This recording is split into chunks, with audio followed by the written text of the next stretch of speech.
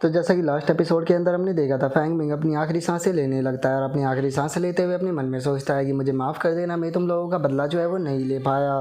और अब Fang Ming के इतना सोचते के साथ ही हम देखते हैं कि उसके माइंड के अंदर काफ़ी सारे लोगों की डेड बॉडियाँ आने लगती है, जिन्हें कि किसी को जलाकर मारा गया होता है तो किसी को फांसी पर लटका कर मारा गया होता है।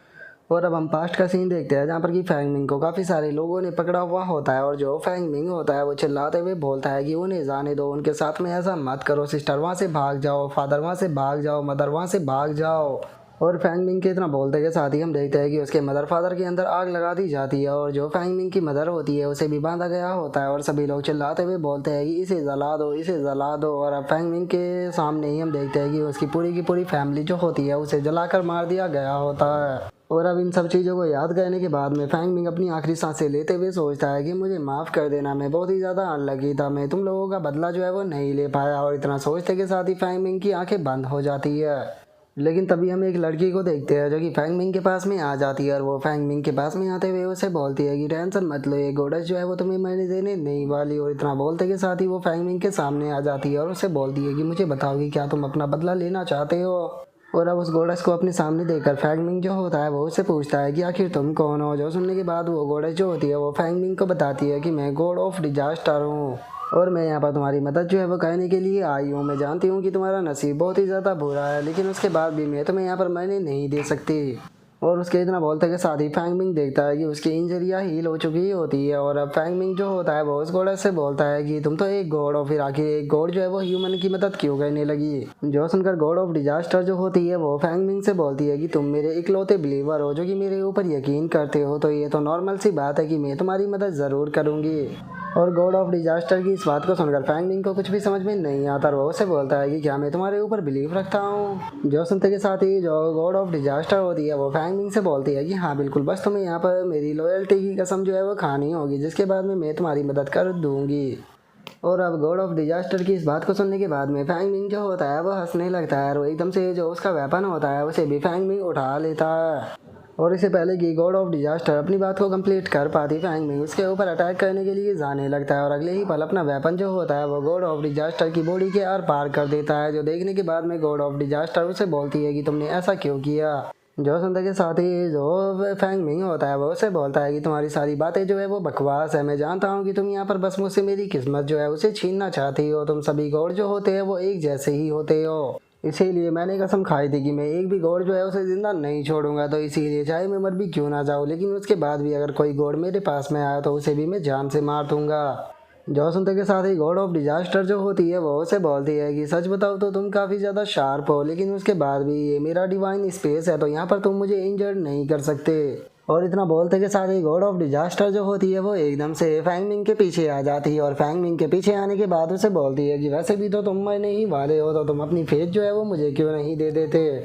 और गॉड ऑफ डिजास्टर के इतना बोलते के साथ ही फैंग मिंग जो होता है वो गॉड ऑफ डिजास्टर को कोई चीज़ दिखाते हुए उसे बोलता है कि अच्छा तो फिर तुम इसके बारे में क्या कहना चाहोगी। जो सुनते के साथ ही गॉड ऑफ डिजास्टर भी बहुत ज़्यादा घबरा जाती है और बोलती है कि ये तो मेरा डिवाइन कोर है। और इतना बोलकर वो फैंग मिंग से उसे छीनने की कोशिश करने लगती है और फैंग मिंग से बोलती है कि आखिर ये तुम्हें कैसे मिल गया। जो सुनते के साथ ही फैंग मिंग जो होता है वो गॉड ऑफ डिजास्टर से बोलता है कि मैंने अपने 2 साल जो थे वो यहाँ पर मॉन्स्टर और डीमनों से फाइट करने में गुजार दिए, तो क्या तुम्हें लगता है कि तुम्हारे जैसी एक कमज़ोर सी गॉडेस जो है वो यहाँ पर मेरा सामना कर सकती है। जो सुनने के बाद जो गॉड ऑफ डिजास्टर होती है वो उससे बोलती है कि प्लीज़ इसे मुझे दे दो। और अब गॉड ऑफ डिजास्टर के इतना बोलते के साथ ही जो फैंग मिंग होता है वो एकदम गुस्से से जो गॉड ऑफ डिजास्टर होती है उसके चेहरे को पकड़ लेता है और उसके चेहरे को पकड़ने के बाद उससे बोलता है कि ठीक है, मेरे एक सवाल का जवाब दो, क्या सच में तुम मुझे जिंदा कर सकती हो। जो सुनकर गॉड ऑफ डिजास्टर उससे बोलती है कि क्या होगा कि अगर मैं कहूँ कि मैं ऐसा नहीं कर सकती। जो सुनने के बाद फैंग मिंग उससे बोलता है कि अगर तुमने ऐसा कहा तो जो ये तुम्हारा कोर है इसे मैं डिस्ट्रॉय कर दूंगा।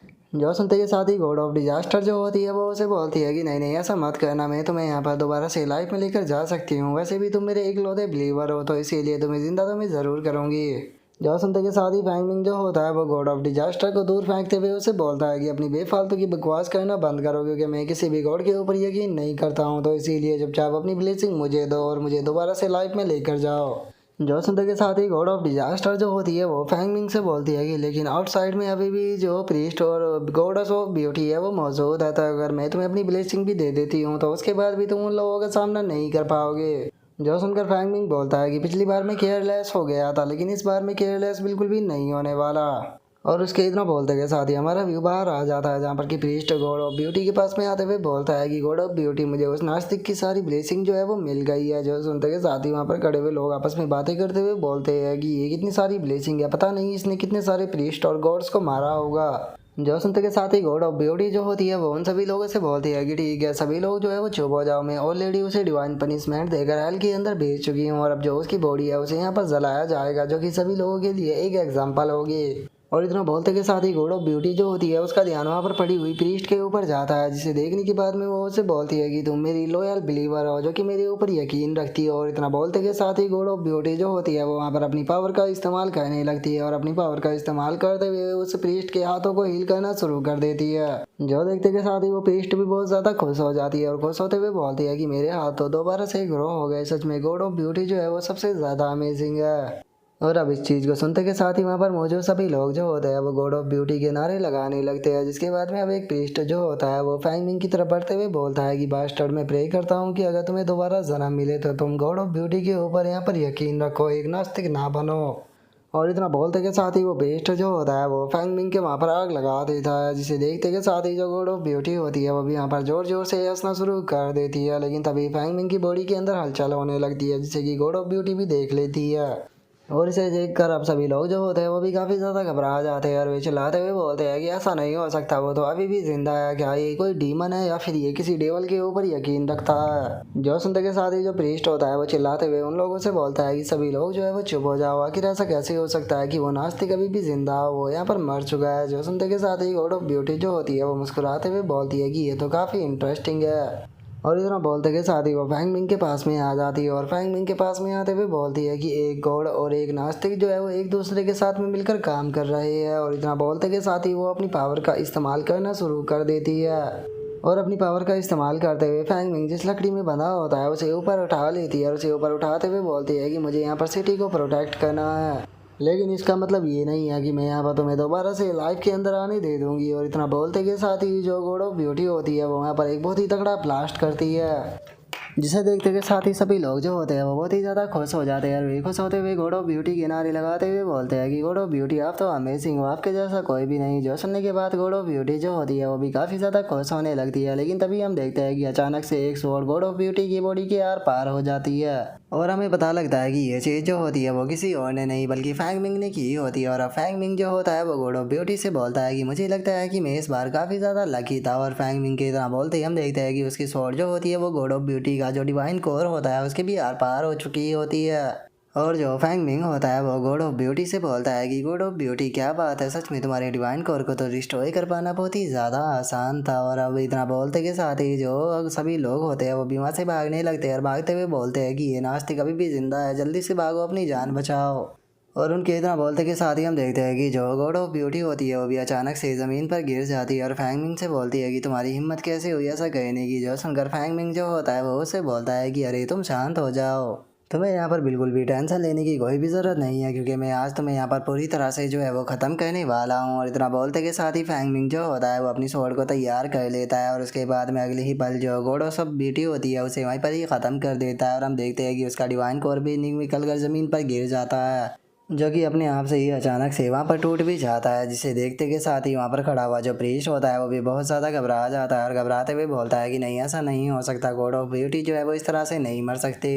जो सुनते के साथ ही फैंग मिंग जो होता है वो अपनी स्वॉर्ड को उसकी तरफ करते हुए उसे बोलता है कि अरे तुम टेंशन मत लो, मैं जल्दी ही तुम्हें भी तुम्हारी गॉडेस के पास में भेज दूंगा। जो सुनने के बाद में गॉड ऑफ डिजास्टर जो होती है वो फैंग मिंग से बोलती है कि फैंग मिंग मुझे बहुत ही बुरी फीलिंग आ रही है। जो सुनते के साथ ही फैंग मिंग गुस्से में उससे बोलता है कि तुम अपने मुंह को बंद रखो। और फैंग मिंग के इतना बोलते के साथ ही हम देखते हैं कि अचानक से वो पूरी जगह जो होती है वो हिलना स्टार्ट हो जाती है, और हम देखते हैं कि जो गॉड ऑफ ब्यूटी होती है वो दोबारा से ज़मीन को तोड़कर निकल कर आ जाती है, जहाँ पर कि इस बार उसका साइज़ बहुत ही ज़्यादा बड़ा होता है। और हम देखते हैं कि इस बार वो अपने डीमन वाले रूप में ही आई होती है, और वो फैंग मिंग से बोलती है कि क्या सच में तुम्हें ऐसा लगा था कि अगर तुम मेरे डिवाइन कोर को डिस्ट्रॉय कर दोगे तो तुमने मुझे मार दिया। तुम्हें नहीं बोलना चाहिए कि जब तक मेरे ऊपर यकीन रखने वाले लोग हैं, जब तक कि उनकी किस्मत मेरे साथ में जुड़ी हुई है, तब तक कि मैं यहाँ पर चाहे जितनी बार भी मर जाऊँ हर एक बार जिंदा हो सकती हूँ। और अब गॉड ऑफ ब्यूटी को देखने के बाद में वहाँ पर खड़ा हुआ जो प्रीस्ट होता है वो खुश होते हुए बोलता है कि अरे वाह, गॉड ऑफ ब्यूटी जो है वो अभी भी जिंदा है। और उसके इतना बोलते कि साथ ही जो गॉड ऑफ ब्यूटी होती है वो बोलती है कि मनी, पावर, स्ट्रेंथ और ब्यूटी, जब तक ये चीज़ें है तब तक इंसानों को ये हर एक चीज़ जो है वो चाहिए होती है।